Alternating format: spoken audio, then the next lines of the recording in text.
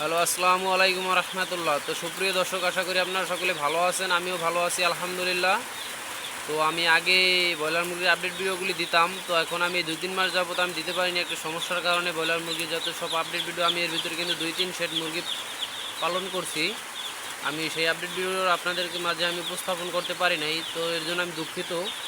তো এখন আমি যে ব্রয়লার মুরগির যে বাচ্চাগুলি তুলছি, এটা হচ্ছে আফতাব কোম্পানির ইপি বাচ্চা, বুঝছেন? ইপি বাচ্চারা কিন্তু খুব ভালো।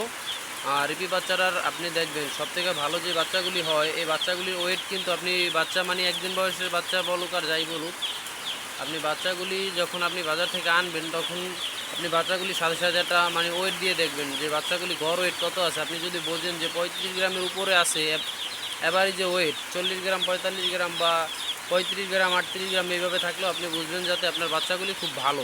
ইপি বাচ্চাটা এটা মানে একদম এ গ্রেডেড বাচ্চা, এ প্লাস বাচ্চা বলা হয়। আর আপনি যদি দেখেন যে না না 30 গ্রাম আছে বা 30 গ্রামের নিচে আছে, 35 গ্রামের নিচে আছে, তাইলে বুঝবেন যে আপনার বাচ্চা 2 নম্বর বাচ্চা বা ভালো বাচ্চাটি আপনি আনতে পারেন নাই।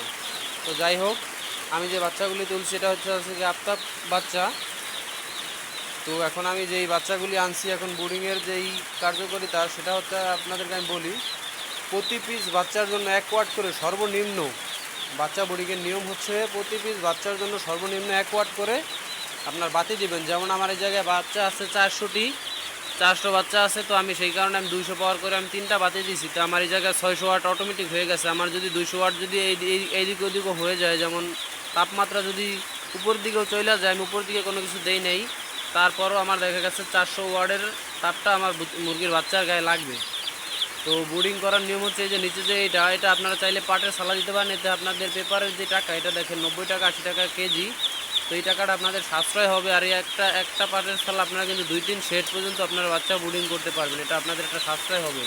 দেখেন, মুরগি পালন করেন আর যাই করেন, ব্যবসার জিনিসটা হচ্ছে আপনার সব থেকে খুঁটিনাটি বিষয় আপনি চেষ্টা করবেন 2 টাকা সেভ করার। ঠিক আছে, এই হচ্ছে মূল কথা। আর আপনারা কিছু কিছু জায়গায় যদি দেখেন যেসব জায়গায় বেশি পরিমাণে ভিজে গেছে, ওই সব জায়গায় আপনারা চাইলে পেপার দিয়ে দিবেন। বাচ্চা যত আপনার শুকনো থাকবে, সুস্থ থাকবে তত, এটা আপনাকে মানতে হবে। আর পরিষ্কার পরিচ্ছন্নতা আপনারা রাখার চেষ্টা করবেন। খামারের চারপাশ আপনারা অন্তত পরিষ্কার পরিচ্ছন্নতা মানে মেনে চলবেন। পরিষ্কার জিনিসটা কিন্তু মুরগির জন্য খুবই কার্যকর একটা ভূমিকা রাখে। তো আপনারা আর এই বাচ্চা বোর্ডিং কিন্তু 3 দিন বা 2 দিন এইভাবে আপনারা পেপার উপর রাখবেন।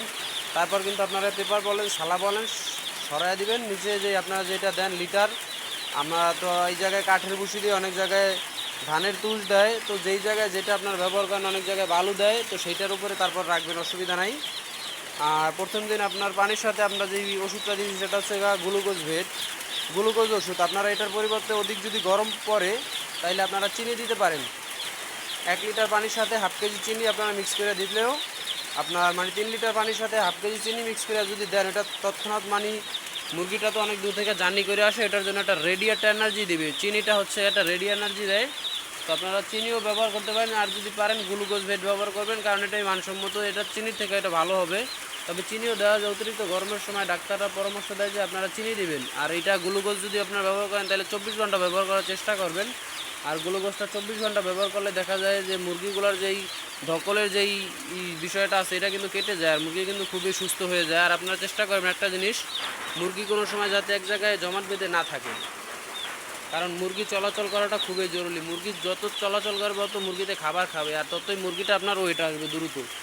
এটা আপনাকে মানতেই হবে, করার কিছু নেই। আর এই বাচ্চার 3 দিন আপনারা দেখবেন অনেক সময় মুরগি ঠান্ডা লেগে ওই যে লাইটের নিচে এক জায়গায় জমা হয়ে যায়। ঠিক আছে, ওইটা আপনারা মানে তারায় দিবেন। আর যদি ওইভাবে দেখেন বেশিক্ষণ এক জায়গায় জমাট হয়ে থাকে, তাহলে কিন্তু মুরগি খুব অসুস্থ হয়ে যাবে বা মুরগি দুর্বল হয়ে যায় খাবারগুলি না খাওয়ার কারণে।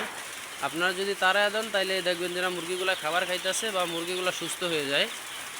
আর সামনের আপডেট ভিডিও পাওয়ার জন্য এই মুরগিগুলো আমি কী করি বা প্রথম সপ্তাহে আমি কী কী ওষুধ ব্যবহার করি বা এই মুরগি রিলেটেড সকল ভিডিও পেতে আমার চ্যানেলটি সাবস্ক্রাইব করে আমার পাশে থাকবেন। ধন্যবাদ। আসসালামু আলাইকুম। দেখা হচ্ছে আপনাদের সাথে পরবর্তী ভিডিওতে।